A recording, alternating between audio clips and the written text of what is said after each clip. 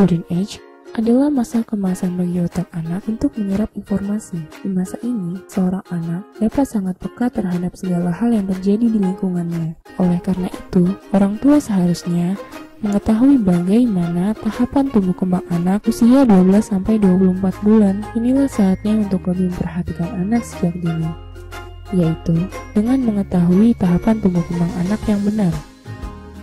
Ciri fisik pada usia 12-18 bulan yaitu berat badan 3 kali lebih berat dari berat ketika lahir,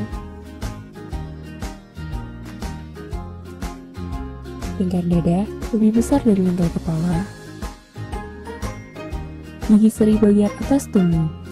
Baby fat akan mulai hilang setelah bayi sudah mulai berjalan, serta makan dan minum sendiri tanpa tumpah. Sedangkan untuk sensor motorik halusnya, anak sudah dapat mencoret-coret dan menumpuk mainan. Stimulasi yang dilakukan untuk melatih sensor motorik kasar dan halus pada usia 12-18 bulan yaitu dengan mendampingi anak untuk mencoret-coret di kertas. Kedua, berikan anak permainan berbentuk balok untuk disusun. Ketiga, berikan anak permainan puzzle sederhana.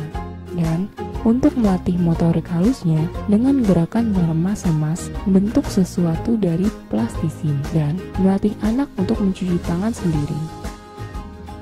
Kemudian, untuk melatih keseimbangan pada posisi berdiri, yang harus dilakukan yaitu pada posisi anak berdiri, pegang panggungnya, kemudian berikan dorongan lembut ke kanan, kemudian ke kiri secara bergantian. Lanjutkan dengan memberi dorongan lembut ke depan dan ke belakang secara bergantian.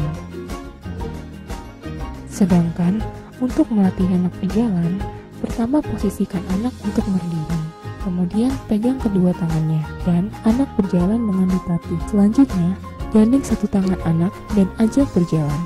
Kemudian, biarkan anak untuk berjalan sendiri.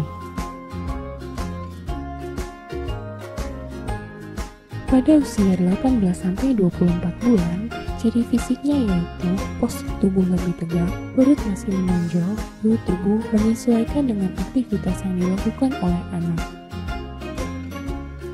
Kemudian, perkembangan otak mencapai 80% dari ukuran otak dewasa. 4 gigi taring sudah tumbuh, dengan total 16 gigi hampir selesai.